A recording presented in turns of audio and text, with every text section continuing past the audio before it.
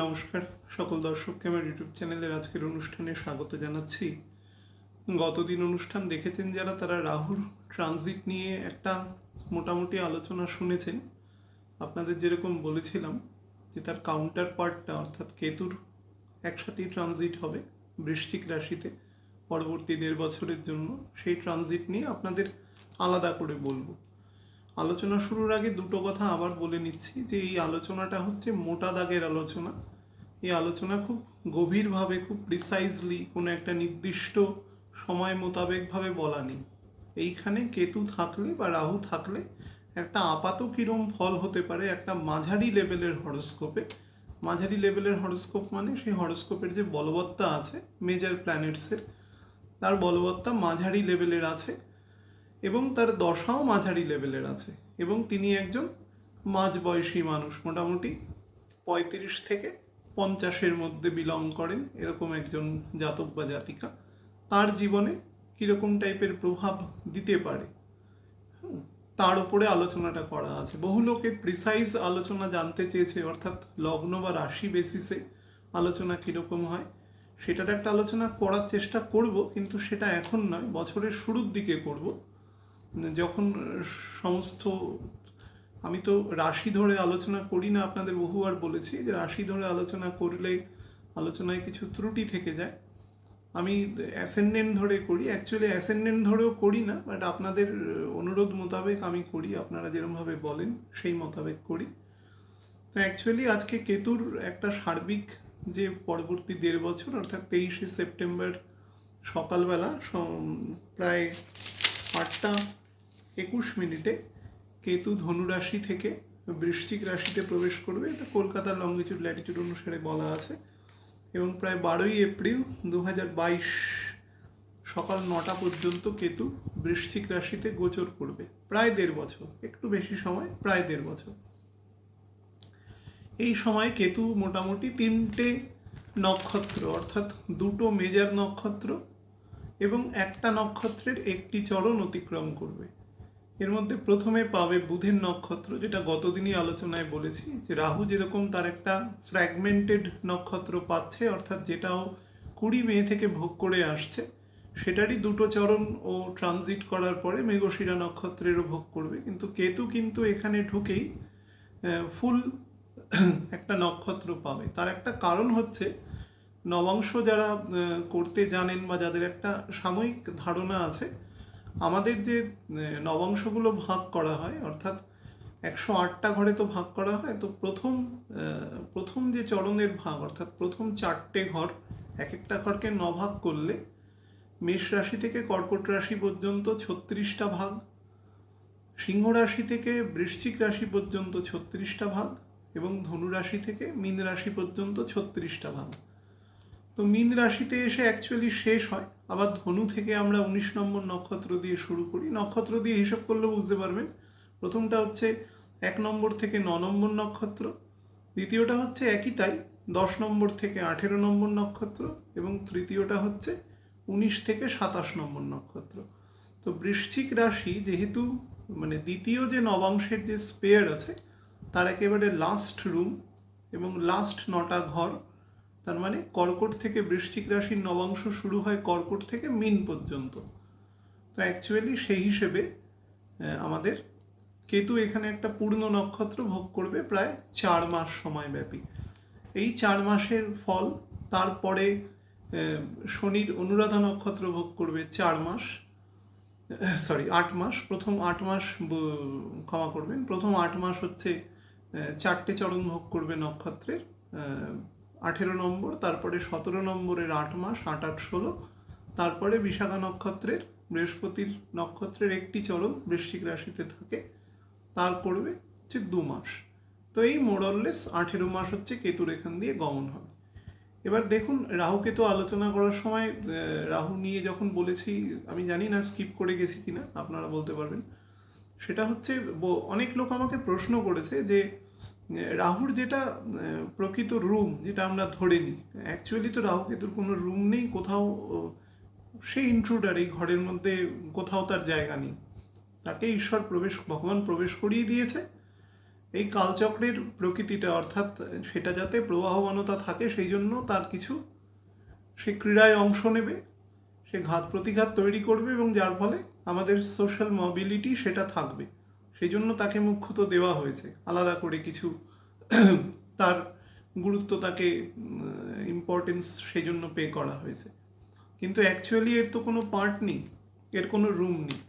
তো বহু জায়গায় দেখবেন বহু পণ্ডিতেরা এই নিয়ে মতবিরোধ আছে। এক শ্রেণীর পণ্ডিত মনে করেন, পণ্ডিত মহল মনে করেন যে আমাদের কন্যা রাশি হচ্ছে রাহুর মানে স্বগৃহস্থ এবং সুতরাং তার উল্টো দিকের তার সমসপ্তমের ঘর মীন রাশি হচ্ছে কেতুর। তো আর তুঙ্গ ঘর হিসেবে ধরা হয় মিথুনকে, ধরা হয় রাহুর, তো আর ধনুকে ধরা হয় কেতু। তো সেই হিসেবে রাহু কেতুর তুঙ্গ না হোক, রাহু কেতু যেরকম অবস্থায় থাক, সেটা কিন্তু রাহু কেতুর বলশালী অবস্থা। দেখুন কেতুর ব্যাপারটা একটু আলাদা, কেতু নিয়ে এখনই বলছি আপনাদের আলোচনায়, আপনারাও জানেন। রাহুর ব্যাপারটা হচ্ছে রাহু মিথুন রাশির কিছু স্প্যানে খুব অ্যাক্টিভ হয়ে যায়, স্পেশালি বৃহস্পতির নক্ষত্র যখনই ত্যাগ করেও নিজের নক্ষত্রে চলে আসে। বৃহস্পতির নক্ষত্রে 3টে চরণ আছে মিথুন রাশিতে, পুনর্বসু নক্ষত্রে। সেই 3টে চরণ যখনই ত্যাগ করে যখন আদ্রা নক্ষত্রে প্রবেশ করে রাহু তখন খুব অত্যন্ত বলি হয়ে যায় সেই সময়। এবং তার পরের নক্ষত্রে যে 4টে চরণ অর্থাৎ 13 ডিগ্রি 20 মিনিট রাহুর বলবত্তা খুব বেশি থাকে। সেই বলবত্তার এফেক্ট এবছরের মানুষ, সারা পৃথিবীর মানুষ দেখছে এবং তার সবাই আমরা তার আর কি সাক্ষী থাকলাম যে তাকে কন্ট্রোল না করতে পারলে, তার কন্ট্রোলার একমাত্র জুপিটার, সে যদি প্রপারলি প্লেসড না হয় সে কতটা এফেক্ট করে দিতে পারে। তো সেটার একটা সাক্ষী আমরা থাকলাম। যাই হোক, আজকে কেতুকে নিয়ে মুখ্যত বলবো। দেখুন কেতুর প্রকৃতি নিয়ে প্রথম বোঝার চেষ্টা করুন। কেতু হচ্ছে রাহুরই দেহের একটা পার্ট, অর্থাৎ রাহুর শরীরের নিম্নাংশটা কেতু।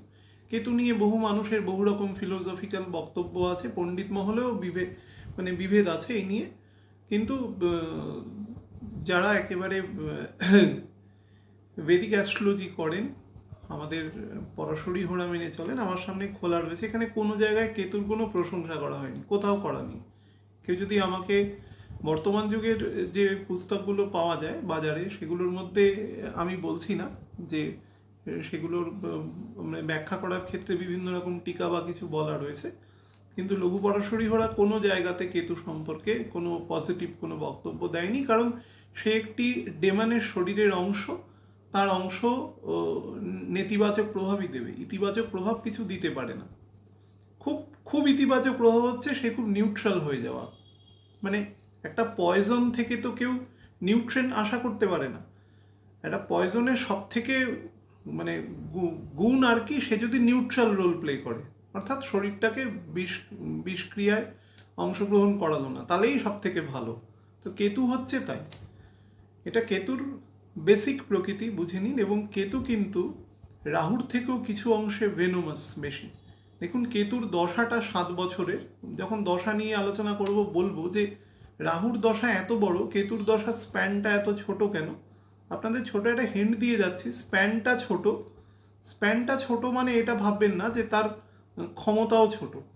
ওই 7 বছরের মধ্যেই কিন্তু সে অনেক এমন কিছু করে দিতে পারে যেটা কিন্তু 18 বছরেও রাহু অনেক সময় অতটা ক্ষতি করে না যতটা ক্ষতি কেতু 7 বছরে করে দিতে পারে। আমি এটা বোঝানোর জন্য বলছি, মানে ওর স্প্যান ছোট মানে ভাববেন না যে ওর ক্ষমতা ছোট। কেতুর সব থেকে যেটা নেগেটিভ হচ্ছে কেতু রিয়্যাক্ট করে না, কেতু খুব নিঃশব্দে কাজ করে। যে কোনো রকম গোপনীয়তার শীর্ষক হচ্ছে কেতু, যে কোনো রকম। এবং ঢুকছে এসে দেখুন কালপুরুষের 8ম ঘরে, 8th হাউস, বৃশ্চিক রাশি। বৃশ্চিক থেকেই বুঝতে পারছেন, যখন ঘর নিয়ে আলোচনা করেছিলাম তখনও বলেছিলাম, বৃশ্চিকের মানে বিছে যখন কাউকে কামড়ায় তার পূর্ব মুহূর্ত পর্যন্ত খুব কম মানুষ আছেন যিনি জানতেন যে তাকে কামড়াতে পারে। অর্থাৎ বিছের প্রত্যেকটা প্রতীক দেওয়া আছে, তো প্রত্যেকটা ঘরের একটা করে, তো সিগনিফিকেন্সটা তার প্রতীকের মাধ্যমে মুনি ঋষিরা বুঝিয়ে গেছে। বৃশ্চিক রাশির প্রকৃতিটাই হচ্ছে যে কোনো জিনিসকে খুব নিঃশব্দে কাজ করা, গোপনে কাজ করা, জায়গাটার মধ্যে একটা রহস্য রাখা, একটা অদ্ভুত রকম কি বলবো, একটা পুরো কথাটা না বলা, অর্থাৎ কোনো জিনিস সম্পর্কে আপনি পুরোপুরি জানতে পারবেন না, একটা অন্ধকারে রাখা, এরকম একটা সিচুয়েশন। মঙ্গলের ঘর এক ধরনের থকথকে জলকারক ঘর, কিন্তু টেম্পারেচার আছে। মঙ্গলই, আমি আরেকবার বলেছি যে মঙ্গলই এমন একটা প্ল্যানেট যার কিন্তু অষ্টম দৃষ্টি আছে। প্রথম চরণে অষ্টম দৃষ্টি কোনো গ্রহের নেই, একমাত্র মঙ্গলের আছে। এবং মঙ্গল থেকে মঙ্গল দেখুন, যদি এখন যেরকম মেষ রাশিতে বকরি হয়ে যাবে, আমি আজকে রেকর্ড করছি 5 তারিখ, তো বকরি হয়ে যাবে আর 9 তারিখ এবং 10 তারিখের জাংচারে, তো যখনই আপনারা আপলোড হোক না কেন, তো মোটামুটি তো মঙ্গল 4 তারিখ পর্যন্ত অক্টোবরের এই ঘরে বসে থাকবে। তো মঙ্গল নিজের বৃশ্চিক, নিজের ঘরকেও নিজে দৃষ্টি দেয়। মঙ্গল হচ্ছে একটা পিকিউলিয়ারিটি আছে, এবং চতুর্থ দৃষ্টি আছে মঙ্গলের, অদ্ভুত। কোনো গ্রহের দেখবেন প্রথম চরণে চতুর্থ দৃষ্টি নেই, তো সেখান থেকে চন্দ্রের ঘরকেও দৃষ্টি দিচ্ছে। মঙ্গলের দৃষ্টি সবসময়, মঙ্গল হচ্ছে অত্যন্ত তামসিক প্ল্যানেট। মঙ্গল নিয়ে অনেক অনেক ভালো কথা বলা যায়, শক্তির প্রতীক, অনেকবার বলেওছি। আমাদের ভিগের, আমাদের এগিয়ে যাওয়া, সেনাপতি, সব ঠিক আছে, কিন্তু মঙ্গল নিজের ঘরেই নিজে দৃষ্টি দিচ্ছে, এটা কিন্তু খুব রেয়ার পাবে। তো এই ঘরটির প্রকৃতি হচ্ছে, এই ঘর এবং মেষ রাশির মঙ্গলের মধ্যে যে স্পিরিট আছে, এই ঘরের মঙ্গলের মধ্যে সেটা নেই। এই ঘরের মঙ্গল হচ্ছে খুব, এই ঘরের মঙ্গল খুব গোপনে কাজ করে অভ্যস্ত, খুব সন্তর্পণে, এক ধরনের নেতিবাচক প্রভাব এখানে থাকে। এবং এই ঘরটা একটু মার্সিলেস ঘর, মনে রাখবেন, কালপুরুষের 8 নম্বর ঘর। এই জন্য চন্দ্র এসে এখানে পাওয়ারলেস হয়ে যায়। চন্দ্র মানুষের মন, তো মানুষ মার্সিলেস হয়ে যায়। সেই জন্য আমাদের চন্দ্র হচ্ছে দয়া, মায়া, মমতা, সব কিছুর প্রতীক। তো এই রুমে এসে চন্দ্র পাওয়ারলেস হয়ে যায়। আমরা নিজ বলে থাকি তো এখানে, অ্যাকচুয়ালি এই কারণে বলে থাকি। এই ঘরের টেম্পারেচার খুব বেশি আছে, খুব হাই টেম্পারেচার আছে, কিন্তু জলের মতো একটা থকথকে অংশ। এবার দেখুন, চন্দ্রের প্রকৃতিও জলীয়, কিন্তু চন্দ্র এখানে ঢুকে তার প্রকৃতির থেকে একটা ডিফারেন্ট প্রকৃতি পায়, ফলে চন্দ্র এখানে অ্যাডজাস্ট হতে পারে না প্রপারলি, তো এখানে মার্সিলেস করে দেয়। এটা ভাববেন না কোটি কোটি মানুষের চন্দ্র আছে এখানে, সবাই মার্সিলেস, অন্যান্য প্ল্যানেটের এফেক্ট থাকতে হবে, কিন্তু মাথায় রাখবেন এটা কিন্তু একটা প্রকৃতি, এই ঘরের একটা বেসিক প্রকৃতি, হিডেন, মার্সিলেস, কোনো কথা পুরো বলবে না, আধা আধি রাখবে, এবং সবসময় একটা রহস্য তৈরি করে চলা একটা প্রকৃতি, এবং হিংস্রতা, এবং খুব নিঃশব্দে মানে ঘাত লাগানোর একটা প্রকৃতি এই ঘরের মধ্যে আছে। এবং কেতুও কত কটা সেই ধরনের প্রকৃতি বিলং করে। এই জন্যই দেখুন, যদি ধরে নেওয়া যায় যে সেই সকল পণ্ডিতবর্গ যারা মনে করছেন যে রাহুকেতুর ঘর রয়েছে, বলছি যে এটা একটা আড়াআড়ি বিভাজন আছে। এক শ্রেণীর মানুষ বলছেন যে, পণ্ডিত মানুষ, নর্মাল লোক নয়, তারা বিদগ্ধ মানুষ, বলছেন রাহুকেতুকে কোনো রুম দেওয়া উচিতই নয়, দিলে প্যারামিটার নষ্ট হয়। আবার এক শ্রেণীর মানুষ বলছেন, পণ্ডিত মানুষ, তারা বলছেন যে না, এক একটা রুম দেওয়া দরকার, অ্যামেচার হলেও দেওয়া দরকার, রেন্টেড রুম আর কি বলতে পারেন। তো সেটা মিন, তো মিন থেকে দেখুন 9th হাউসে বসে রয়েছে। কোনো গ্রহ যখন তার নবম স্থানে গিয়ে বসে, তার যে সক্ষেত্র, সেখান থেকে নবম স্থান মানে কি, তার ধর্মস্থান। তার মানে তার ধর্মস্থান মানে তার যা কর্তব্য, তাকে যার জন্য পাঠানো রয়েছে, সেই কাজটা তার করা। তার মানে কেতু এখানে যে কাজটা করে সেটা একটু নেগেটিভ কাজ বেশি করে, পরিষ্কার ব্যাপার। সবার ক্ষেত্রে করবে না, সবার ক্ষেত্রে করবে না। কেতু অ্যাক্টিভ হয় কখন? কেতু অ্যাক্টিভ হয় নিজের দশায় অ্যাক্টিভ হয়, রাহুর দশায় অ্যাক্টিভ হয়, শুক্রের দশায়, রাহুর অন্তর্দশায়, কেতুর অন্তর্দশায়, এবং চন্দ্রের অন্তর্দশায় অ্যাক্টিভ হয়। মনে রাখবেন খুব, মঙ্গলের দশায়, রাহুর অন্তর্দশায়, কেতুর অন্তর্দশায়, শুক্রের অন্তর্দশায় অ্যাক্টিভ হয়, এবং চন্দ্রের দশায়, মানে যদি কারুর চন্দ্রের দশায় স্পেশালি জন্ম হয়, মানে চন্দ্রের দশা এবং শুক্রের অন্তর্দশার এরকম কোনো মানুষ যদি জন্মায়, তার যদি বর্তমানে বৃহস্পতির দশাও চলে, তাহলে তার বয়স কীরকম হতে হবে? এখন ওই 27 থেকে মোটামুটি 42-44 বছর, 45-এর মধ্যে বয়স হতে হবে, এরকম একটা এজ বারের মধ্যে যদি জন্মায়, তারও যদি বৃহস্পতির অন্তর্দশায় কেতু চলে, তাহলে কিন্তু একটু প্রিকশনারি মেজার নিতে হবে। খুব নয়, একটু নিতে হবে, ভয়ের অতখানি কিছু ব্যাপার নেই, কারণ এ একা কোনো দিন কাজ করে, এটা প্যারাসাইট, এটা সিউডো প্ল্যানেট, তো এটা প্যারাসাইট হয়, এটা অন্যের ওপরে রাহুর কোনো লিম্বস নেই, রাহু চিন্তা করতে পারে, কাজ করাবে কিন্তু অন্য অন্য প্যারামিটারগুলোকে দিয়ে, মনে রাখবেন। কাজ কিন্তু গ্রহরাই করবে, রাহু করবে না। রাহু কি করে করবে? রাহুর কাজ, রাহু তো ইন্ডিকেটিভ, তাই না? একটা হরোস্কোপটাকে ধরতে পারেন একটা একটা রান্না। এবার আপনি যদি মনে মনে করেন যখন নুনের ভূমিকাটা কি, তাহলে তার একটা ভূমিকা আছে, অন্যান্য মশলার ভূমিকা আছে, সেরকম প্রত্যেকটা প্ল্যানেট হচ্ছে তার মশলাগুলো। সব কিছুর যদি সঠিক মিশ্রণ হয় তবেই রান্নাটা খেতে ভালো হবে, অর্থাৎ আপনার হরোস্কোপটা ঠিক থাকবে। কোনো কোনো প্ল্যানেটের অ্যাবারেশন থাকলে তখন সেটার যেরকম স্বাদ একটু 19-20 হয়, সেরকম হরোস্কোপও তার এরকম রিফ্লেকশন হয়, নেগেটিভ বা পজিটিভ রিফ্লেকশন হয়। তো কেতু সম্পর্কে পরশরী হোরা যেটা পরিষ্কার বলছে যে কেতু রহস্যময় সিউডো প্ল্যানেট, এর প্রকৃত স্বরূপ প্রতিষ্ঠা করা কখনো কঠিন। অর্থাৎ অনেক জায়গায় সর্পের প্রকৃতি বা অনেক কিছু, সর্প বলা হয়েছে হিংস্রতার জন্য, কারণ সাপ অনেক সময় অহেতুকও, কিছু কিছু সাপ আছে, সব নয়, অহেতুকও প্রহার করে, সেই জন্য আর কি এর কুণ্ডলী প্রাকানো এক প্রকৃতির মতো কেতু থাকে, কেতু সেভাবেই জড়িয়ে থাকে, বাট বোঝা যায় না।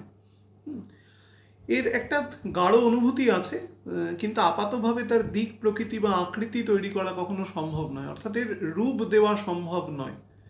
যদিও আমরা এদের মানে কি বলবো, অনেক সময় পূজিত হন, কিন্তু অ্যাকচুয়ালি এরা ডেমনিশ ক্যারেক্টার। কেতু হলো এক ধরনের হৃদয়হীন, মানে তার হার্টলেস, একটু আগে যেটা বলেছি বৃশ্চিকের ঘর বলতে গিয়ে, এবং কেতু সেখানে ঢুকছে, মানে সে খুব তার একটা কি বলবো সমগুণ সম্পন্ন কিছুটা, পুরোটা তো কোনোদিন হয় না, কোনো তো বলেছি দুটো জিনিসের রেপ্লিকা কখনো হয় না, কিন্তু কাছাকাছি গুণ সম্পন্ন একটি ঘরে এসে প্রবেশ করছে। তো কেতু হচ্ছে হৃদয়হীন, পাশবিকতার চরমে পৌঁছাতে পারেন, অর্থাৎ অর্থাৎ কোনো হেনিয়াস কোনো ক্রাইম খুব হাসতে হাসতে সে করে দিতে পারে, তার জন্য তাকে বিরাট কিছু মানে কৌশল অবলম্বন করতে হয় না। এবং এটা এক ধরনের মানে পরিষ্কার ভাষায় রাহুর ক্ষেত্রেও যেরকম বলেছিলাম, ধোঁকাবাজি, মিথ্যে বলা, ঠকানো, সর্বস্ব লুটে নেওয়া, ইললিসিট ওয়ার্কস, যত রকমের ইললিসিট এবং ইললিগাল ওয়ার্ক, বিশেষ করে যেটা গোপনে হয়। আপনারা হয়তো বলতে পারেন তো ইললিগাল ওয়ার্ক গোপনেই হবে, কেউ তো আর, কিন্তু অনেক ওয়ার্ক আছে যেটা দেখবেন যে অনেক দেশ আছে যেগুলো যেখানে হয়, আমাদের মানে চারপাশে তাকালে আপনারা দেখতে পারবেন আপনাদের এক্সপিরিয়েন্স দ্বারা। তো সেই সেই ধরনের ওয়ার্কসগুলো কিন্তু সাথে কেতুর সাথে গোপনীয়তা প্রথম যুক্ত হবে। দেখবেন অনেক সময় অনেক খুব বিচ্ছিরি একটা টপিক বলছি, শুক্র কেতু, হ্যাঁ, বিশেষ করে বকরি শুক্র, মঙ্গলের নক্ষত্রে বা মঙ্গল দৃষ্ট বা মঙ্গলযুক্ত, দেখবেন পরিবারের মধ্যে কিছু কনস্যাঙ্গুইনাল সম্পর্ক থাকে। আমি ভালো খারাপের প্রশ্নে যাচ্ছি না, পরিবারের মধ্যে রিলেশনশিপ তৈরি করে, এইগুলো কিন্তু এর একটা অ্যাবারেটিভ দিক। এবার আমি বললাম অ্যাবারেটিভ দিক মানে অ্যাবারেশন আছে, আমাদের সাবেকি চোখে হয়তো থাকলেও থাকতে পারে, না থাকলেও না থাকতে পারে, এটা যার যার ব্যক্তিগত মূল্যায়নের ওপর আমি ছেড়ে দিলাম, কিন্তু এরকম রিলেশন কিন্তু প্রচুর দেখা যায় কেতু যে কোনো, এবং সেটা কিন্তু দেখা যাচ্ছে তার একটা প্যারালাল একটা সম্পর্ক রয়েছে, যে কোনো হিডেন কিছু যেটা সহজে দেখা যায় না, বোঝা যায় না, যেটাকে আপনি আইডেন্টিফাই করতে পারবেন না, রাহুকে কিন্তু আইডেন্টিফাই করা যায়। আপনি হয়তো বলবেন যে সিউডো প্ল্যানেট থেকে আইডেন্টিফাই, হ্যাঁ আইডেন্টিফাই মানে আমি বলছি তার অ্যাকশনগুলো অনেক সময় আইডেন্টিফাই করে দেওয়া যায় যে হ্যাঁ, কিন্তু কেতু কিন্তু খুব সাইলেন্টলি ফাংশন করে, খুব সাইলেন্টলি। এটা কেতু সব থেকে নেগেটিভ, মানে পরিষ্কার ভাষায় মানে আমি অনুবাদ করে বলছি যে কোল্ড ব্লাডেড ক্রিমিনাল যারা হয় আর কি, যাদের যাদের প্রফেশন মানে পেশাদারিত্ব রয়েছে ওই ওই ব্যাপারে, ওই ধরনের অপরাধ করার ক্ষেত্রে, তাদের সেই সকল মানুষের মধ্যে এই ধরনের প্রকৃতি থাকে। হ্যাঁ, মানুষের ওপরে চরম নৃশংস অত্যাচার হাসতে হাসতে করতে পারে, কেতুর প্রকৃতি এটা একটা।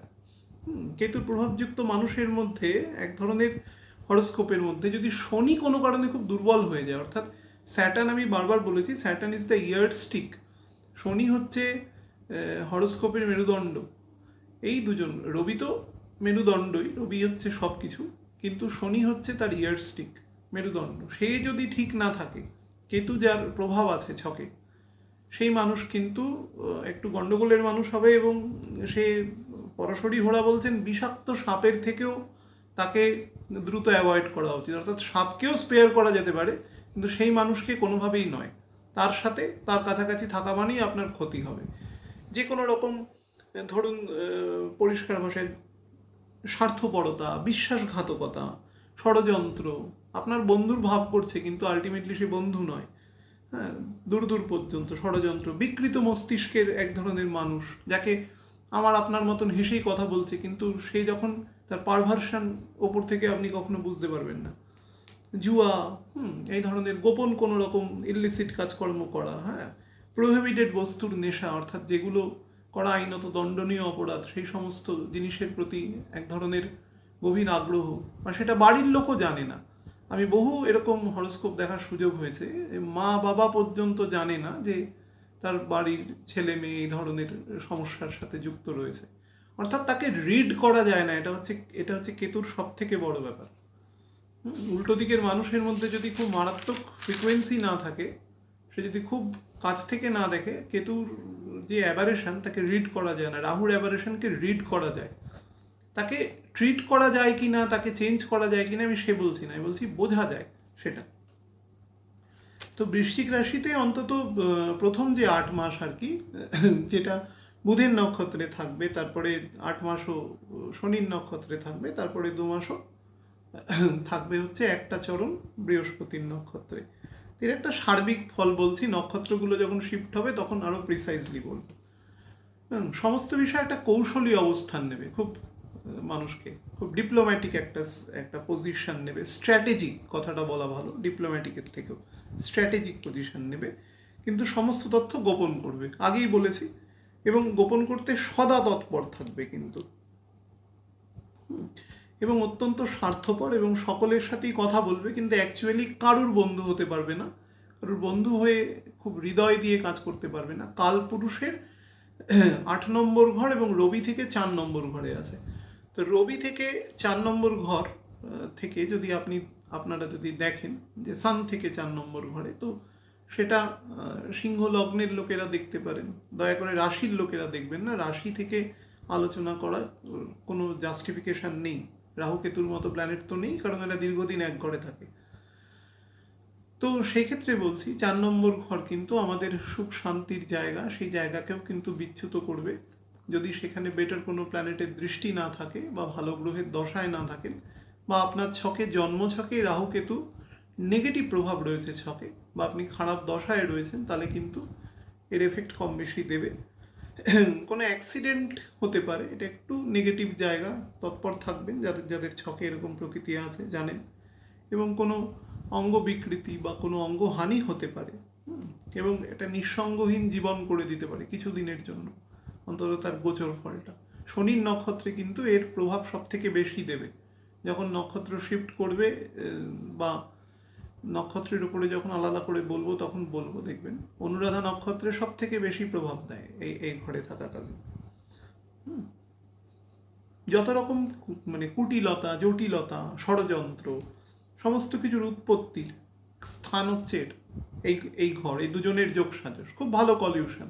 শুক্র রাহু যেরকম কলিউশন, সেরকম কেতু এবং মঙ্গলেরও কলিউশন ঠিক সেরকম, খুব মানে এদের মধ্যে সোনায় সোহাগ আর কি একে অপরের থাকা, এবং বিকাশ এবং গৃহ পরিবর্তনেরও যোগ থাকে। অনেক সময় পরিবারের লোকজনের মধ্যে এমন বিড়ম্বনা সৃষ্টি করবে যে ঘর শিফট হতে পারে, বা পারিপার্শ্বিক যে নেইবার এমন আসলো যে আপনাকে বাধ্য হতে হচ্ছে যে আপনাকে আপনার বাসস্থান, দীর্ঘদিনের বাসস্থান চেঞ্জ করার মতো এরকম সিচুয়েশন কিন্তু তৈরি করবে। গৃহ পরিবর্তনের যোগ থাকে, দেনাগ্রস্ত করার একটা মেন্টালিটি থাকে, অর্থাৎ আপনার মস্তিষ্ককে কখনো বিশ্রাম দেবে না, এবং রাতের ঘুমকেও মারাত্মক রকম ডিস্টার্ব করবে, এবং গৃহ বিক্রয়ের সিদ্ধান্তও হতে পারে। 45 বছরের ওপর যাদের বয়স আছে, যারা রাহু কেতুর মহাদশা চলছে, বা শুক্র মঙ্গল বা চন্দ্রের সঙ্গে, আগেই যেটা বলেছি একদম একদম স্পেসিফিক আর কি বলছি, 45 বছরের ওপরের বয়স, রাহু কেতুর মহাদশা, তার সাথে শুক্র মঙ্গল বা চন্দ্রের যারা দশা চলছে, বা দশা বা অন্তর্দশা চলছে আর কি, মানে শুক্র মঙ্গল চন্দ্রের দশার সাথে রাহু কেতুর অন্তর্দশা চলছে, এরকম সিচুয়েশনে তারা কিন্তু শারীরিক, মানসিক এবং আর্থিক 3 দিক থেকেই নজর দেবেন। অফিস বা ওয়ার্ক প্লেসে এবং পাড়া যেখানে আপনারা বসবাস করেন, সেখানে যদি আপনার ধরুন কোনো রকম সাংগঠনিক কাজকর্ম কিছু করেন, কোনো সামাজিক কাজকর্ম করেন, তাহলে কিন্তু ডিফামেশন বা মানহানি হওয়ার একটা যোগ আছে। এটা কিন্তু একটু খেয়াল রাখবেন। যতটা সম্ভব টাকা পয়সা বা এই রিলেটেড জায়গাগুলোকে অ্যাভয়েড করে থাকার চেষ্টা করবেন। বাড়িতে চুরি বা পকেটমার হওয়া, কেপমারি হওয়া, কোনো কোনো দীর্ঘদিনের কোনো অ্যান্টিক জিনিস চুরি হয়ে যাওয়া, এই ধরনের কিন্তু হঠাৎ করে ঘটার সম্ভাবনা রয়েছে। যারা ভেহিকেলের ব্যবসা করছেন, মানে গাড়ি ঘোড়া যারা রাস্তাঘাটে ট্রান্সপোর্টেশন রিলেটেড ব্যবসায় করেন, তাদের কিন্তু গাড়ি ঘোড়ার জন্য খরচা হবে। অর্থাৎ আমি কিন্তু বলছি সবার জন্য নয়, গাড়ি ঘোড়ার ব্যবসা তো পৃথিবীর বহু মানুষ করে। যাদের এই স্পেসিফিক আর কি কিছু কন্ডিশন আছে, তাদের মধ্যে প্রবাবিলিটি বেশি থাকবে কোনো কারণে দুর্ঘটনা ঘটলো বা গাড়ির কোনো যন্ত্রাংশ ভেঙে গেল, নষ্ট হলো, সেই রিলেটেড আর কি আপনার খরচা হওয়ার একটা যোগ আছে। গতদিন বহু মানুষ প্রশ্ন করেছে যে রোগ নিয়ে কিছু বলিনি, আজকে বলে দিচ্ছি। লোয়ার লিমসে একটু অবশ ভাব আসতে পারে, সেটা অর্থোপেডিক হতে পারে, নার্ভগত হতে পারে। নার্ভগত হওয়ার সম্ভাবনা বেশি আছে, কারণ মঙ্গলের ঘর আছে, তো মঙ্গল মানে নার্ভকে দেখে রিলেটেড। কারণ কেতু যেই না ঢুকবে, মঙ্গল কেতুর মধ্যে কিন্তু যোগ হয়ে যাবে রিলেটেড। মঙ্গল সরাসরি অষ্টম দৃষ্টি দেবে, অন্তত প্রথম 10 দিন তো দেবে। পাইলস ফিশারের প্রবলেম, রেকটামের সমস্যা, কোনো কোলনের সমস্যা, প্রস্টেট গ্ল্যান্ডের সমস্যা, ইউরিনারি ব্লাডারে প্রবলেম, এই জাতীয় সমস্যা কিন্তু এই সময় একটু প্রকট হতে পারে। যাদের ক্ষেত্রে বারবার বলছি, দশা অন্তর্দশার ব্যাপারটা কনসিডার করবেন। খুব ভালো দশায় জায়গাগুলোকে অ্যাভয়েড করে বেরিয়ে যাওয়া যাবে। দশা যদি নেগেটিভ থাকে, তাহলে কিন্তু এই রিলেটেড সমস্যা হওয়ার যোগ আছে। যাদের দাঁত এবং মাড়ির সমস্যা রয়েছে প্রথম থেকে, ছোট থেকেই থাকে, যাদের থাকে, তারাও একটু নজর দেবেন। যাদের সাইনাসের প্রবলেম আছে, অর্থাৎ বিশেষ করে ফ্রন্টাল পোর্শনে, কপালের সামনের দিকের এখানে কিন্তু একটু প্রকোপের বাড়তে পারে। এবং যদি অনেক সময় অনেকের নাক দিয়ে ব্লিড হতে পারে, যাদের টেন্ডেন্সিস আছে আর কি, তারা এগুলো খেয়াল রাখবেন। খুব জোরে আর কি সর্দি হলে পরে নাক পরিষ্কার করা, সেই টেন্ডেন্সিসগুলোকে একটু অ্যাভয়েড করবেন। তো কেতু এখানে থাকাকালীন পজিটিভ, যদি অনেকে প্রশ্ন করেছে কি পজিটিভ বলবো আমি, বলুন যে জিনিসের অনেকেই প্রশ্ন করেছে যে পজিটিভ ফলও দেয়। হ্যাঁ, পজিটিভ ফলও দেয়, অনেক সময় অনেক নেগেটিভ জিনিসও পজিটিভ ফল দেয়। তো সেটা কে যদি আপনি পজিটিভ হিসেবে দেখেন, তাহলে পজিটিভ দৃষ্টিভঙ্গির ওপর ডিপেন্ড করে। তবে এটুকু বলছি যে পৃথিবীতে এই মর্তলোকে বসবাসকারীকে দুরকম ভাগে ভাগ করেছে ভগবান, একটাকে সুর, একটা অসুর। অর্থাৎ কোনো মাঝামাঝি কোনো জায়গা নেই। হ্যাঁ, মানে আমি অনেকটা ভালো, একটু খারাপ, তার মানে আপনি অসুর। আমাদের যা স্টেটাস অফ লাইফ, আমরা প্রত্যেকেই সেই অসুরভুক্ত। সুর খুব কম মানুষ আছেন এই পৃথিবীর বুকে। তো কোনো মিডল কোনো পোর্শন দেয়নি যেটা থাকার জন্য। তো যখন ভগবান দেননি, তখন আমার তো আর ক্ষমতা নেই আমি আপনাকে বলবো যে আপনি অনেকটা ভালো। এই চিন্তাটা করবেনই না। দে আর ডেমন, এদের ঢোকানোই হয়েছে আমাদের মধ্যে বিভিন্ন টানাপোড়েনের সৃষ্টি হওয়া, এবং সেই টানাপোড়েনটা লাইফের মোবিলিটিকে তৈরি করতে পারে। সেই জন্যই ঈশ্বর এদের দিয়েছে। অর্থাৎ সবাই যদি সব কিছু করতে পারতো, তাহলে মোবিলিটিটা নষ্ট হয়ে যেত। যিনি একজন এগ্রিকালচারিস্ট, তিনি কিছু প্রোডাকশান করছেন, যিনি ধরুন জামা তৈরি করতে পারেন, দুজনের মধ্যে নিডস আছে না। একসময় বার্টার ট্রেড আপনারা সবাই পড়েছেন, সেগুলো ছিল বলেই না বিনিময় প্রথা ছিল। তারপরে একটা নির্ভরযোগ্য একটা কনভার্টেবল একটা মানির কনসেপশন এসছে, যেটা দিয়ে আর কি রাষ্ট্র নিয়ন্ত্রণ করছে টোটাল জায়গাগুলোকে। তো সেই রকম ডিজায়ারটা তৈরি করা, রাহু কেতুর কাজই হচ্ছে বেসিক ডিজায়ার তৈরি করে। বাট কেতু কিন্তু ডিজায়ার তৈরি করে। খনারও অনেক বচন আছেন, আপনারা পড়ে দেখবেন। বাট আমি একদম নেগেটিভলি বলছি, রাহু কেতু যে কাজই করুক না কেন, সেটা লং টার্মে ইম্প্যাক্ট কোনো দিন ভালো হয় না, কোনো দিন হয় না। আমি আমার একদম প্র্যাকটিক্যাল এক্সপিরিয়েন্স থেকে বলছি, কেউ যদি হরোস্কোপে কখনো সেই মহাদশা বা সেই রিলেটেড কোনো ট্রাবল ভোগ করেন, তো কোনো সময় ভাববেন না যে অ্যাক্সিডেন্টালি জিনিসটা লং টার্মে বেটার এফেক্ট দেবে না, কিন্তু সেটা দেবে না। এবং আপনি একটা অহেতুক ডাইলেমার মধ্যে পড়বেন, এবং সেই ডাইলেমাটা আপনাকে ভুল পথেই চালিত করবে। এবং একটা না একটা সময় কিন্তু আপনাকে কনসিকুয়েন্সেস পে করতে হবে। কেতু স্পেশালি রাহুর থেকেও বেশি নেগেটিভ তার কিন্তু জায়গাটা রয়েছে। কেতু হচ্ছে এমন একটা জায়গা যে একদম জড়ের মতো আচরণ করে, তার মধ্যে কোনো মোবিলিটি থাকে না। কিন্তু যখনই সে কোনো গ্রহের সাথে কোনো না কোনো ঘরে তো ঢুকবে, তো সেই ঘরের ভাবের সাথে নিজের ভাব, তার উপরে নক্ষত্রের এফেক্ট, অন্যান্য গ্রহের দৃষ্টিগত এফেক্ট, এসব মিলিয়ে সে একটা ফল দেয়। তারপরে আপনার দশা অন্তর্দশা সব কিছুকে একদম মানে কোয়েনসাইড করে একটা মিশ্রিত ফল দেয়। তো সেই ফলটা মনে রাখবেন, সেটা আপনার ছক অনুসারেই প্রিভেইল হবে। আর আপনার বৃশ্চিক রাশি আছে বা বৃষ রাশি আছে, হট করে আপনার ধরুন একটা, ভগবান না করুক, কোনো একটা খারাপ কিছু হলো, আপনি ভাবলেন কেতু এসছে বলেই হয়েছে, এটা কিন্তু অ্যাকচুয়ালি তা নয়। স্ট্যাটিক এফেক্ট, স্ট্যাটিক প্ল্যানেটের এফেক্ট যেটা হয়, সেটা সবসময় সেটা বিবেচনা করার পদ্ধতি আছে, সেটা বলবো। এটাতে ভয় পাবেন না যে আপনার কোটি কোটি মানুষের বৃশ্চিক রাশি আছে, দেখবেন এ সময় এরকম বহু বৃশ্চিক রাশি বা বৃষ রাশির প্রচুর মানুষকে দেখবেন যাদের প্রভূত উন্নতি হবে। আবার বহু মানুষ আছে যাদের একই রকম থাকবে, আবার কিছু মানুষ আছে যাদের কিছু অবনতিও ঘটবে।